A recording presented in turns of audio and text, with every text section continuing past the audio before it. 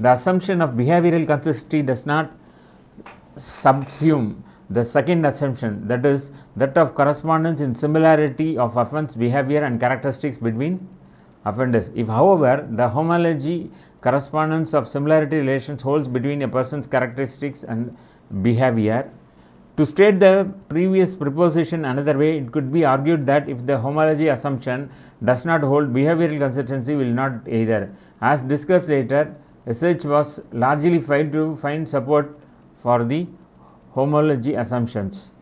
This is not the last of the problems within the homology assumption. However, it also presupposes to a degree that behavior of one offender that is similar to that of another will have a similar origin.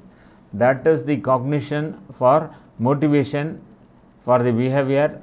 It assumed to be similar given that the behavior is similar.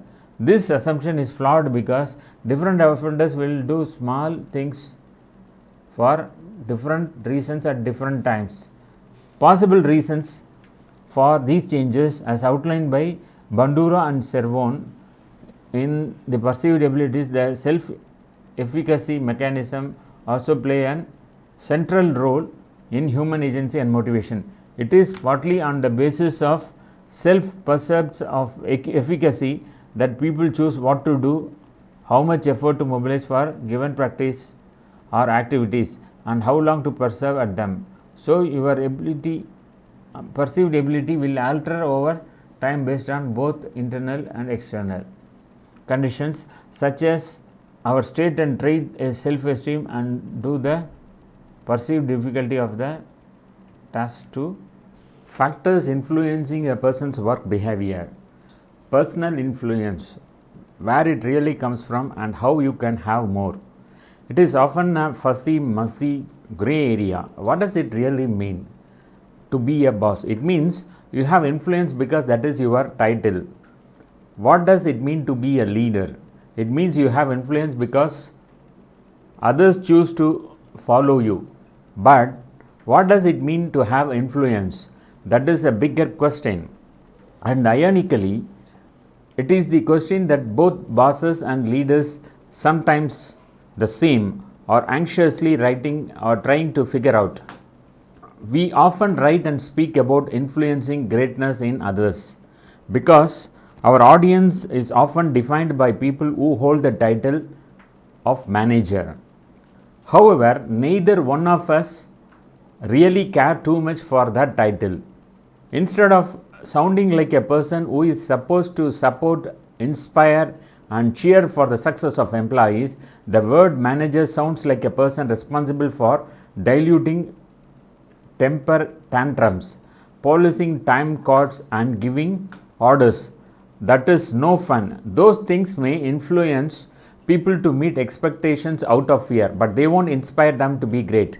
The real job of a manager, as we see, is to influence others to greatness so that they don't need to be managed. Instead, they want to produce great work because it is rewarding, serves a bigger purpose, or creates a difference that is loved. But that again begs the question, what does it mean by true influence? Where does influence come from and who does it come from? And how can you have greater influence on others? In our work, we have found three things that have the power to influence others to achieve their best, and they have nothing to do with control, threats, or fear. Be your best and expect the same from them.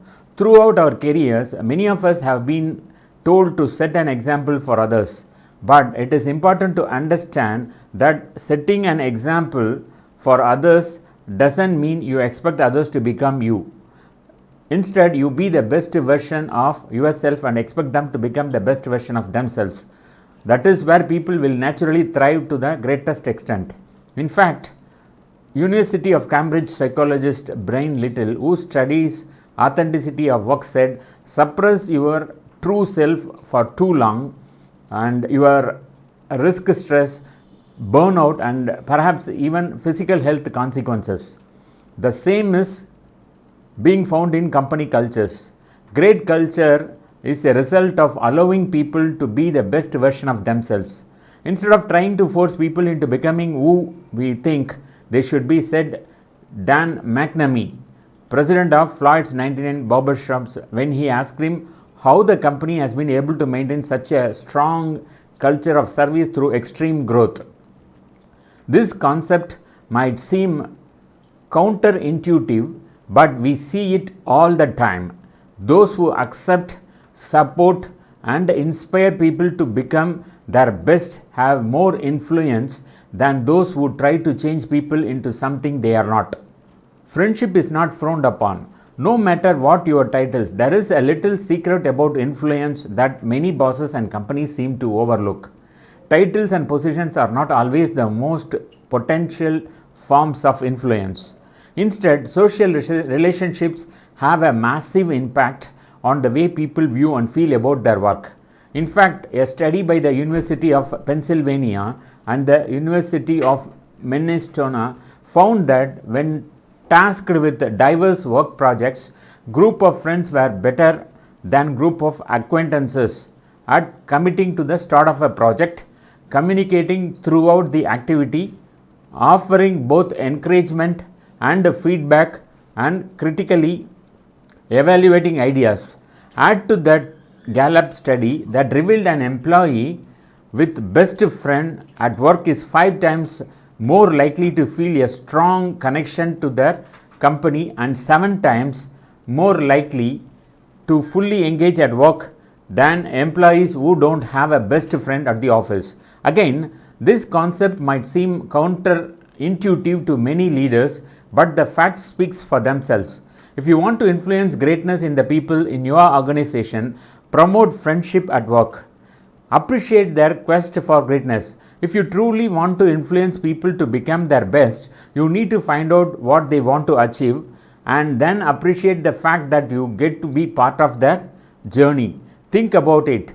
People want their work to make a difference to their organization, to the customer, or to the recipient of their work. In fact, Tanner studied more than 1 million cases of award-winning work to find that 88% of those projects started with an employee asking some form of the question, what difference could I make that someone would love? If we help people make those differences by encouraging their effort, rewarding their results, and celebrating the fact we get to play a role in the career ascent, we will quickly come to a conclusion that recognizing someone's dream is one of the most influential things we can do. It is often fuzzy, like we mentioned, the difference between being a boss, being a leader, and being an influencer. But it is really not all that difficult to understand if you understand your opportunity as a boss, as a leader, and as an influencer. You have the ability to help people experience greatness. Organizational influences. Fallible decisions of upper level management directly affect supervisory practices as well as the conditions and actions of operators. These latent conditions generally involve issues related to resource or acquisition management, climate, and organizational process as shown. Organizational influences are factors in a mishap if the communications, actions, omissions, or policies of upper level management directly or indirectly affect supervisory practices, conditions, or actions of the operator and result in system failure, human error, or an unsafe situation. Resource or acquisition management. This category refers to the management, allocation, and maintenance of organizational resources, human, monetary, and equipment or facilities. The term human refers to the management of operators, staff, and maintenance personnel. Issues that directly influence safety include selection, including background checks, training, and staffing or manning. Monetary issues refer to the management of non-human resources, primarily monetary resources. For example, excessive cost cutting and lack of funding for proper equipment have adverse effects on operator performance and safety. Finally, equipment or facilities refers to issues related to equipment design, including the purchasing of unsuitable equipment, inadequate design of workspaces, and failure to correct known design flaws. Management should ensure that human factors engineering principles are known and utilized, and that existing specifications for equipment and workspace design are identified and meant. Resource or acquisition management is a factor in a misstep if resource management and or acquisition processes or policies directly or indirectly influence system safety and result in poor error management or creates an unsafe situation.